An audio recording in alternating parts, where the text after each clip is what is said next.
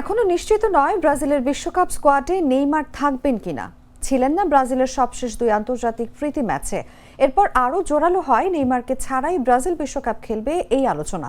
তবে নিজের ক্যারিয়ারের শেষ বিশ্বকাপ খেলতে সকল ধরনের চেষ্টা চালিয়ে যাচ্ছেন নেইমার জুনিয়র। চেষ্টায় কোনো কমতি রাখছেন না মোটেও। সান্তোস তারকা নেইমার বিশ্বকাপে খেলার প্রচেষ্টায় অংশ হিসেবেই আবারও অস্ত্রোপচার করিয়েছেন, যাতে তিনি পুরোপুরি ফিট হয়ে ফিরতে পারেন।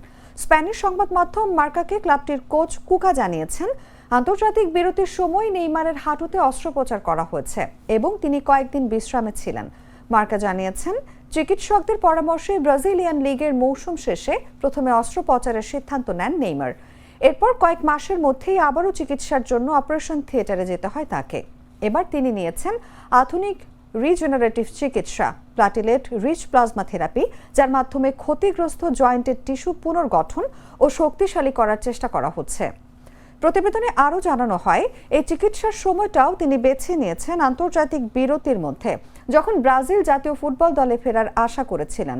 এখন তিনি একটি বিশেষ পুনর্বাসন প্রক্রিয়া শুরু করেছেন, লক্ষ্য একটাই, বিশ্বকাপের আগে পুরোপুরি ফিট হয়ে ওঠা এবং কোচ কার্লো আনচেলত্তিকে বোঝানো যে তাকে দলে রাখা উচিত।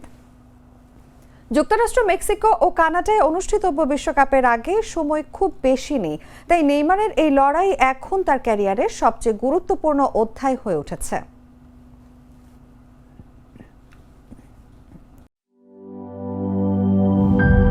গ্লিটারের টুইন লেমন ও অ্যান্টিব্যাকটেরিয়াল ফর্মুলা বাসনকে চকচকে জীবাণুমুক্ত করে আমাদের দেয় গ্লিটার গ্যারান্টি।